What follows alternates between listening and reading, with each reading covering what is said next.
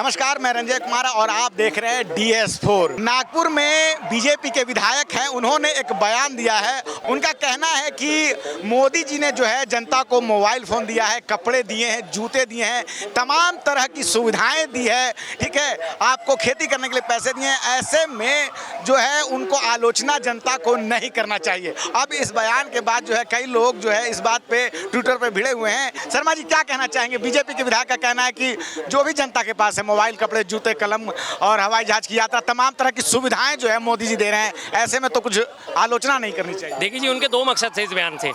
एक तो उनका था कि मोदी जी की चरण वंदना करना, वो उसमें सफल रहे। दूसरा था उनका काम ये कि मेरे इस तरह के बयान को जब मीडिया में हवा लगेगी तो मैं फेमस हो जाऊंगा। और जाहिर सी बात है वो फेमस हो गई कि आप और हम इस बात पे चर्चा कर रहे हैं और तमाम और दूसरे चैनल्स पे भी चर्चा चल रही है। वो अपने दोनों बयानों में जो है वो पूरी तरह सफल हो गए हैं और वो अपने पूरी तरह 100% इस मामले में एक्यूरेट साबित हुए हैं, सही साबित हुए हैं। उनके दो ही मकसद थे, दोनों उनमें सफल हो गए। मोदी जी ने दिया, मोदी जी ने, अरे भाई कौन किसको देता है? सरकार का काम होता है सरकारी तंत्र के हिसाब से लोगों को सुविधाएं प्रदान करना। आपने मोबाइल खरीदा, आपने पैसे से खरीदा, मेहनत करी, काम करा, तब आपने पैसा कमाया। मुफ्त में तो नहीं मिला आपको सर, मुफ्त में किसी को नहीं मिलने वाला। जूता कपड़ा सब आपने अपना खरीदा, हम अपने बच्चों को खरीद के देते हैं, कमाते हैं तो खरीद के देते हैं। लेकिन कमाने की जो परिस्थितियां होती हैं वो आज की तारीख में थोड़ी हुई हैं। और रही बात मोबाइल की, अगर हम बात करें तो मोदी जी से पहले तो ये सपना तो हमारे श्री राजीव गांधी जी का था। 1991 में राजीव गांधी जी ने सपना देख लिया था कि आज नए वाले टाइम में हर व्यक्ति के हाथ में मोबाइल होगा। 1991 की बात है। 1991 में क्योंकि विदेशों में मोबाइल चलता था, हमारे देश में मोबाइल तब तक इंट्रोड्यूस नहीं हुआ था। हमारे देश में सबसे पहले 93-94 के आसपास जो है पेजर आए थे, पेजर इंट्रोड्यूस हुए थे और उसके बाद 95 में जो है मोबाइल इस्तेमाल होने शुरू हुए थे। तब लोग समझते थे पता नहीं वास्तव में कोई ऐसी चीज़ होगी भी नहीं होगी। लेकिन उन्होंने कहा, खेतों में काम करते किसान से कहा था कि 91 की बात है जब वो चुनाव प्रचार में अपने लगे हुए थे और उसी साल उनकी मृत्यु भी हुई थी। तब उन्होंने कहा था कि आने वाले टाइम में हर व्यक्ति के हाथ में मोबाइल होगा। तो ये परिकल्पना और उसके बाद जाके 2004 में जो है साबित हुई। 2004 में रिलायंस कंपनी आई, धीरू भाई अंबानी जी ने अपना कर लो दुनिया मुट्ठी में का नारा दिया। फिर टाटा इंडिकॉम ने भी आई, तमाम बड़ी बड़ी कंपनियां मोबाइल के क्षेत्र में आई थी। टाटा इंडिकॉम, रिलायंस और उसके अलावा एक वो अपने हुआ करती थी यूनिनॉर, एयरसेल, इस तरह की तमाम कंपनियां आई जिन्होंने पूरे देश में मोबाइल क्रांति का आह्वान करा था। 2014 तक आते आते जो है स्मार्टफोनों का जो है विकास हुआ। तो जाहिर सी बात है क्रमगत विकास है। हर चीज़ एक अपने हिसाब से चलती है, आज क्रमानुगत विकास होता है। तो उस हिसाब से वो आज वो विकास हो गया। आप कहते हो कि जी सब कुछ मोदी जी ने कराया, तो भैया फिर तो हम यही कहेंगे हमारे बच्चों की मूछें भी मोदी जी ने उगाई। ऐसा कुछ हो सकता है क्या? अरे भैया जब 15-16 साल का लड़का हो जाता है तो मूछें तो अपने आप ही उगनी शुरू हो जाती हैं। अगर कोई बच्चा 2000 में पैदा हुआ है और 2014 में मोदी जी का शासन आया और उसकी मूछें उगनी शुरू हो गई, कल को तुम ये भी कहो देखा मोदी जी के शासन में ना बच्चे की मूछें उगनी शुरू हो गई। कोई सेंस है कोई? नमस्ते। कहीं ना कहीं मतलब उनके कहने का मतलब कि बहुत सारी सुविधाएं दे रहे हैं, पहले की सरकारों से ज्यादा सुविधाएं दे रहे हैं और आलोचना शायद नहीं करनी चाहिए। उनके बयान का मतलब कहीं ना कहीं ये निकल, सुविधाएं कोई नहीं दी जा रही हैं। सुविधाएं क्या दी जा रही हैं सर? अगर आप मोबाइल इस्तेमाल कर रहे हैं तो पहले आप पैसा दे के आते हैं। मोबाइल इस्तेमाल कर रहे हैं तो आपको कम से कम आपको 300 रुपये महीने का रिचार्ज कराना पड़ेगा। मुफ्त में तो नहीं मिल रहा है सर। सिर्फ मोबाइल में जूते, कपड़े और तमाम तरह की सुविधाएं कहाँ बट रहे हैं? जूते कपड़े तब आपने क्यों नहीं बांटे अगर मोदी जी ये सब काम कर रहे थे? जब हमारे हजारों लाखों मजदूर जो है पैदल नंगे पांव जा रहे थे गर्मी में, तब आपने जूते कपड़े क्यों नहीं बांटे भाई? तब तो किसी ने नहीं दिए। तब तो तमाम स्वयंसेवी संस्थाएं जो थी वो लगातार लगी हुई थी गरीबों के बच्चों को कपड़े पहनाने में, जूते पहनाने में। तब तो आपने किसी को एक जोड़ी चप्पल भी मुहैया नहीं कराई थी, एक जोड़ी चप्पल नहीं मुहैया कराई थी, रोटी नहीं दी गई थी। उनको रोक के उन्हें भर पे और उनके ऊपर जो है पूरे प्रेशर से उनके कीटनाशक छिड़काव करा जाता था कि ना फैल जाए। तब आपने क्यों नहीं दिए जूते चप्पल जब सर्वाधिक जरूरत थी? लोग पैदल चल रहे थे और गर्मी में चल रहे थे, पैर तपते थे उनके सड़कों पे चलते हुए। तब तो आपने दी नहीं जब सर्वाधिक जरूरत होती है।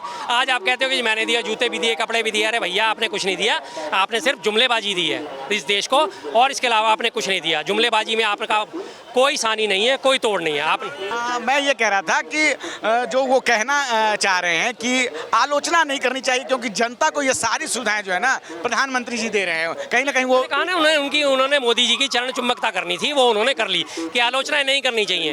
भाई साहब मैं आपको रोज सुबह शाम आपको खाना खिला दूंगा और उसके बाद कहूँगा आप आलोचना मत करो और आपको कहूँगा नहीं जी आलोचना नहीं करनी, आपने मेरे खिलाफ बात नहीं करनी। ऐसा कैसे भाई साहब? सरकार है, सरकार के खिलाफ आलोचना सर्वाधिक सबसे पहला अधिकार है और जनता का अधिकार है। जितनी आलोचना आप करोगे उतना ज़्यादा रेक्टिफाई होने का आपको मौका मिलता है। हमारे उन्होंने कहा ही था, निंदक नेड़े ना किए आंगनी कुटी बंधाए, बिन साबुन बिन पानी के निर्मल होए सुभाए। तो आलोचना तो व्यक्तिगत आलोचना जो होती है या किसी भी तरह की आलोचना आदमी को स्वस्थ बनाती है। आलोचनाएं नहीं होंगी तो हम अपना सुधार कैसे करेंगे? आलोचना होगी तभी तो हम सुधार करेंगे। भाई साहब आज आपकी कमीज बढ़िया नहीं लग रही, हमने आपकी आलोचना कर दी, अगली बार आप अपने कमीज अच्छी पहन के आओगे। तमाम चीज़ें आलोचना में बिकती हैं। आपको इसी बात से बड़ा बनाना उसकी कमीज मेरी कमीज से सफ़ेद कैसे? क्योंकि आप ऋण इस्तेमाल नहीं करते। आपने जी, आलोचना, में सुधार की गुंजाइश है, आपको लगता है कि कुछ ऐसी उनमें कमियां हैं जो सुधार होनी चाहिए? सैकड़ों कमियां हैं सर, उसमें कमियों के अलावा है क्या? आज के मोदी राज में कमियों के अलावा मुझे कुछ नहीं दिखाई देता। हर तरफ कमियां नजर आती हैं। उन्होंने पूरे देश को पहले धर्म से लड़वाया, अब जाति से लड़वा रहे हैं। 22 करोड़ लोग बेरोजगारी है, वो थे BPL श्रेणी में, बिलो पावर्टी लाइन हुआ करते थे, आज वो बढ़ के 81 करोड़ हो गए हैं। कमियां कहाँ नहीं है? 55वें नंबर पे हमारा भुखमरी इंडेक्स हुआ करता था, आज 111वें नंबर पे पहुंच गया है। ये कमियां नहीं है तो और क्या है? उन्हें सिर्फ आत्ममुग्धता चाहिए, मोदी जी की तारीफें कर दो और उनसे कुछ भी करवा लो। लेकिन चौथी बड़ी अर्थव्यवस्था भी बन गए हैं, कुछ दिन में तीसरी बड़ी अर्थव्यवस्था बन जाएंगे और उनके मतलब 11 साल के शासनकाल में, अभी 11 साल ही हुए हैं, किस प्रकार से उन्होंने गरीबों के लिए काम किया है। जो मुद्रा योजना है, स्टैंड अप योजना है, स्टार्टअप योजना है, आदर्श ग्राम सांसद योजना है, जनधन योजना है, तो कहीं ना कहीं वो इस चीज़ को दिखाना चाह रहे हैं कि जो पब्लिक को सुविधा दी गई है, तो ये काम भी तो हुआ है। आप खाली सिर्फ कमियों की बात कर रहे हैं। 4 ट्रिलियन की आपने अर्थव्यवस्था करी। मैं आपको एक उदाहरण देता हूँ सर। हमारे खानदान में, मेरे खानदान में लगते हैं जेपी ग्रुप, सुना होगा आपने, जो रियल एस्टेट में डीलिंग करता है, जिन्होंने नोएडा में जो एक्सप्रेस वगैरह सब बनाया है। मेरी रिश्तेदारी मेरे ससुराल पक्ष के हैं। मैं आज कुछ छोटा हूँ, तो मैं उनकी संपत्ति को अपने साथ जोड़ के क्या मैं कह दूँ मैं भी हज़ारों करोड़ की संपत्ति का मालिक हूँ? उनकी संपत्ति का क्या मुझे कोई फायदा मिल रहा है? नहीं मिल रहा है ना सर। वो आज हमें पहचानते भी नहीं है। हमारे ससुराल पक्ष के होने के बावजूद भी अगर मैं उन्हें जाके खड़ा हूँ, सर मैं आया हूँ, अच्छा हाँ उसके अच्छा ठीक है जी, वो SC शर्मा जी के दामाद हो, अच्छा ठीक है बैठाओ, उन्हें मैं भी देखूंगा, बात करूंगा। ये व्यवहार है हज़ारों करोड़ की संपत्ति के मालिक होने के बाद भी। तो वही चीज़ हमारी 4 ट्रिलियन डॉलर की अर्थव्यवस्था में आती है। 4 ट्रिलियन डॉलर की अर्थव्यवस्था अगर आज बन गई है तो क्या उसका फायदा आम आदमी को मिल रहा है?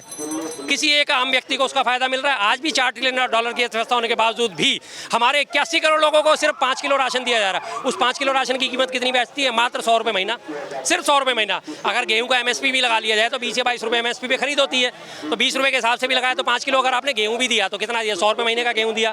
फिर क्या उस 4 ट्रिलियन डॉलर की अर्थव्यवस्था का लाभ उस तक पहुंच रहा है व्यक्ति तक? आज भी हज़ारों लोग बेरोजगार घूम रहे, क्या उन तक वो लाभ पहुंच रहा है? आज भी स्वास्थ्य सुविधाएं हमारी वहीं की वहीं बदतर हुई पड़ी हैं। लोगों को इलाज नहीं मिलता, इलाज के एवज में लोग मरे जा रहे हैं। आज भी हालत वहीं की वहीं है। तो उस 4 ट्रिलियन डॉलर की अर्थव्यवस्था क्या करेगा जब हमारी प्रति व्यक्ति इनकम सिर्फ 2,16,000 ही बैठती है और 2,16,000 में करीब 1.5 लाख रुपए पर मंथ पर व्यक्ति का हमारे ऊपर कर्ज भी चढ़ा हुआ है।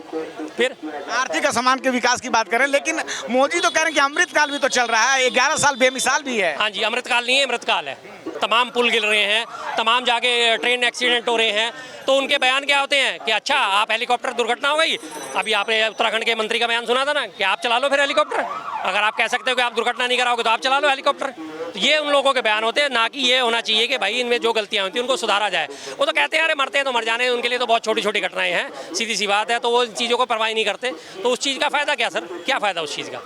चलिए ठीक है, तो हमारे साथ बात कर रहे थे शर्मा जी, नागपुर से बीजेपी के विधायक हैं और महाराष्ट्र से, और उनका साफ साफ कहना है कि जनता को जो सुविधाएं दे रहे हैं मोदी जी, वो मोबाइल की, कपड़े की, जूते की और तमाम तरह की सुविधाएं दे रहे हैं। ऐसे में आलोचना नहीं करनी चाहिए जनता को मोदी जी की। इस बयान पर बड़ा बवाल मचा हुआ है। हमने इस पर शर्मा जी से बात की। आप क्या सोचते हैं? अपनी राय हमें कमेंट में ज़रूर बताएं। धन्यवाद।